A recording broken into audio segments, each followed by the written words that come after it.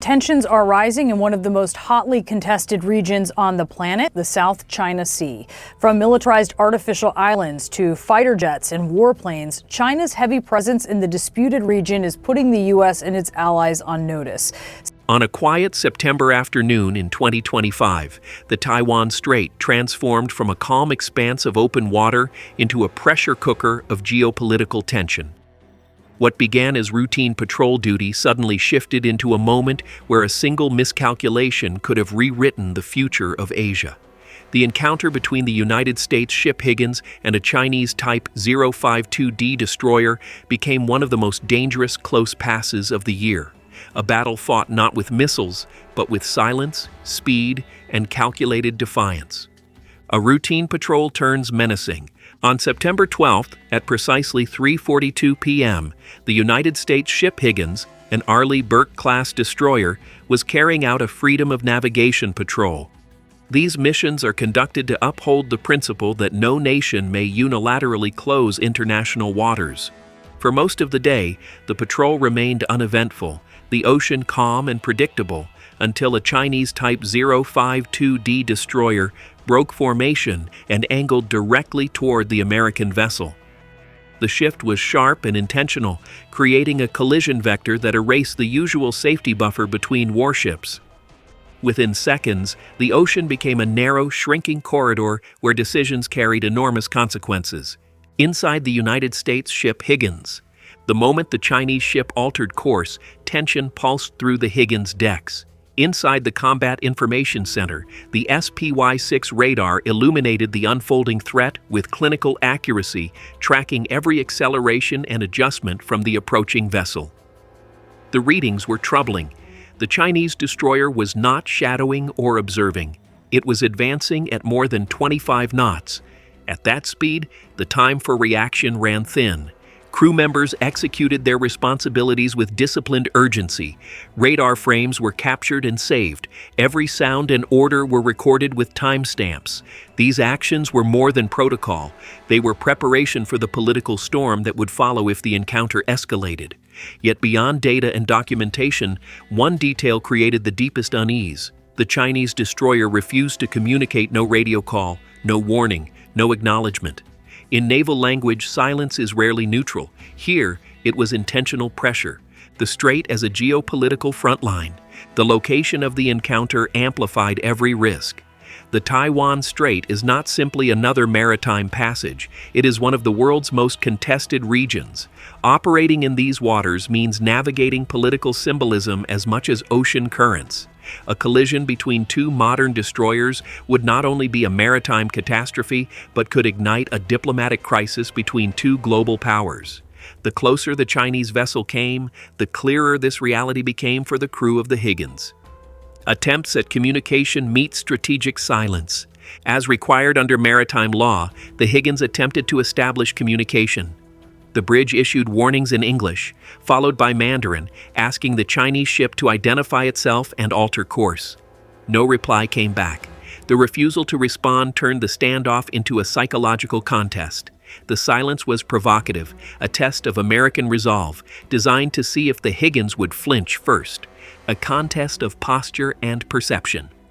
Both ships shifted into visible readiness as the distance between them shrank. The Chinese destroyer, armed with long-range surface-to-air missiles, YJ-18 anti-ship missiles, and a 130mm deck gun, loomed as a potent threat even without firing. The Higgins answered with its own display of resolve. The 5-inch Mark 45 gun rotated toward the Chinese vessel, not loaded for firing, but unmistakably active. In naval strategy, posture can speak louder than weapons, and the Higgins sent a message of its own. It would not be intimidated or pushed off course. The electronic warfare systems aboard the Higgins also detected that the Chinese ship had shifted its radar to a narrowband targeting mode. This was not a harmless scan. It was the equivalent of staring someone down from across a room. Every pulse was recorded, stored, and transmitted up the chain of command to ensure Washington had indisputable evidence of the Chinese escalation. The Seahawk takes flight. At 3:45 p.m., the standoff intensified further when an MH-60R Seahawk lifted from the helicopter deck of the Higgins. Though unarmed for this mission, the Seahawk carried something more valuable: sensors capable of turning the sky into a surveillance platform. Its infrared cameras captured deck activity aboard the Chinese destroyer, from the positioning of sailors to the heat signatures of radar dishes and exhaust vents. Every image was tagged with coordinates and timestamps, creating a digital trail that could be presented to allies, international organizations, or even the global public if needed. The helicopter's presence also had a psychological effect. Hovering above the destroyers, it reminded the Chinese crew that nothing they did, no gesture, no movement, went unseen. Seconds to disaster. The peak moment came when the Higgins radar calculated the closest point of approach, a mere 150 yards at a combined closing speed of over 25 knots. Inside the ship, sailors held their positions, eyes fixed on instruments and displays, aware that one misjudgment could send thousands of tons of steel into a catastrophic impact. Time felt elastic. 45 seconds to impact, 30 seconds, 25. The ocean seemed to narrow and tighten around them. Yet despite the pressure, the Higgins maintained its course. Yielding would send the wrong signal, not only to Beijing but to every ally watching American resolve in contested waters. The Chinese destroyer finally breaks the silence. At the last critical moment, the Chinese warship reduced speed and shifted slightly starboard, a subtle adjustment that avoided collision without appearing submissive. Only then did the radio crackle alive. The Chinese destroyer declared that the Higgins was entering a Chinese-administered maritime zone and demanded a course change. The language was deliberate, crafted for Beijing's political objectives. The response from the Higgins was calm and precise, stating that the U.S. vessel was operating legally in international waters. It was a statement rooted in international law and crafted to withstand diplomatic scrutiny. Words became weapons here. Every syllable measured to reinforce legitimacy, a shadow that would not leave. Although the immediate danger had passed, the confrontation was far from over.